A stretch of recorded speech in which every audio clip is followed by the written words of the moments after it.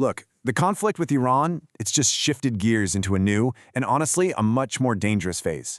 What started as a series of strikes and counterstrikes is now becoming something way more unpredictable, and it all really hinges on one single, incredibly dramatic event.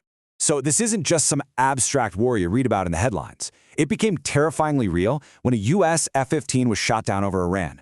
That single act triggered an incredibly high-stakes Special Forces rescue mission deep inside Iranian territory to get the crew out. Now, they were successful, but it came at a cost. 2 U.S. Blackhawks actually took gunfire.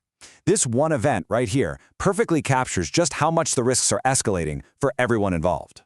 So that rescue mission, it's more than just a dramatic story. It really signals a fundamental shift in this whole conflict. We've moved past simple tit-for-tat retaliation and into a multi-front contest of attrition. This is no longer about winning a single battle. It's all about who can last the longest. It's a war of endurance. So where is this war of endurance actually being fought out? Well, you can think of it as 4 key battlegrounds. First, you've got air power attrition in the skies of Iran, a deadly game of cat and mouse between strikers and air defense. Second, there's maritime coercion, right in the Strait of Hormuz, where Iran is basically using that critical shipping lane as a choke point. Third is regional signaling, where Iran activates its allies, like Hezbollah, to send messages and apply pressure all across the Middle East. And finally, there's this relentless economic pressure on America's Gulf allies, who are seeing direct attacks on their own infrastructure. All right, so to really get a handle on where this is all headed, we need to break down the goals and the strategies of the main actors. It's like a really complex chess match, and you have to understand that every single player has a totally different definition of what winning even looks like. First up, let's talk about the United States. Washington is in a really tough spot here, trying to walk this incredibly fine line. The U.S. has 4 clear goals: reopen the Strait of Hormuz, protect its forces in the region, wear down Iran's ability to fight back, and, this is the big one, avoid getting dragged into a major ground war at all costs. To pull that off, they're leaning heavily on a sustained air campaign, trying to dominate with intelligence and using special forces strategically, just like we saw in that F-15 rescue. The big idea here isn't conquest, it's about restoring deterrence. Okay, now let's flip the script and look at Iran. Their strategy is pretty much the mere opposite. It's all about being asymmetric and playing the long game. Iran's #1 goal? It's simple: survive and outlast everybody else. Their whole strategy is to just absorb the damage from airstrikes while making life so miserable for the U.S. coalition that it just can't take it anymore. They do this by messing with shipping, firing up their proxies, and using huge swarms of drones and missiles to prove they can still punch back hard.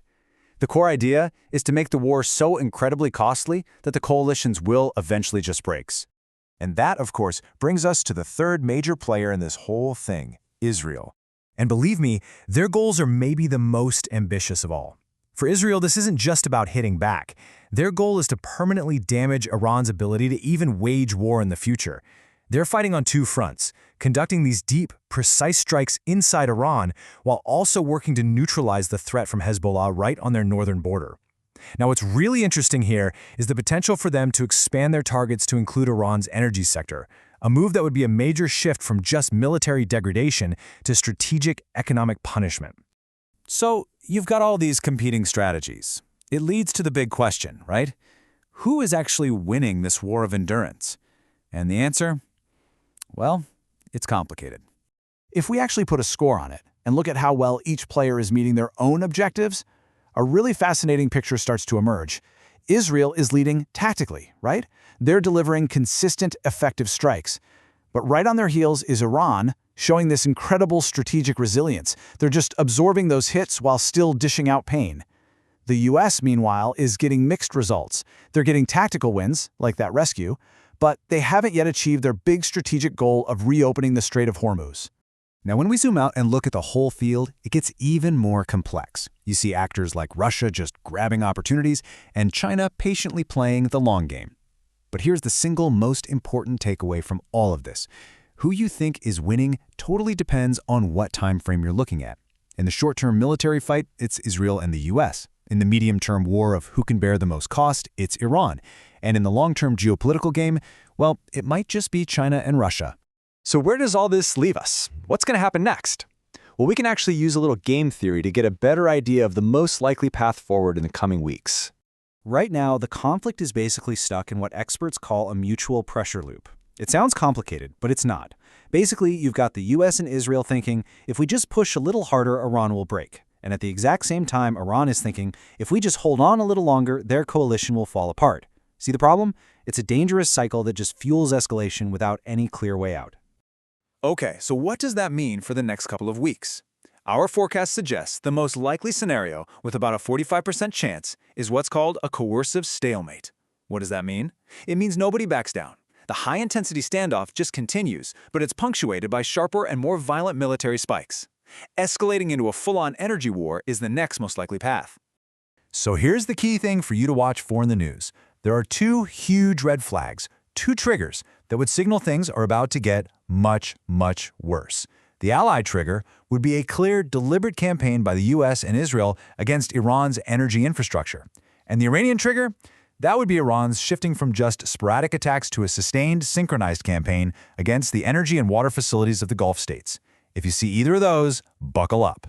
You know, all of this really points to a central and pretty sobering dilemma that kind of defines this entire conflict. At its core, this has become a strategic endurance contest. And the critical, absolutely critical point is this. Right now, nobody, not the US, not Iran, not Israel, has any real incentive to stop. Every single side still believes they can improve their position with just a little more pressure. And that keeps that dangerous loop spinning. And that leaves us with this final kind of mind-bending question. Who actually wins a war where everybody involved is succeeding just enough to justify continuing the fight, but nobody is succeeding enough to actually end it? The answer might just be nobody. As one analyst put it so perfectly, in this conflict, everyone is succeeding just enough. No one is succeeding enough to end it. And that, right there, might be the most dangerous situation of all.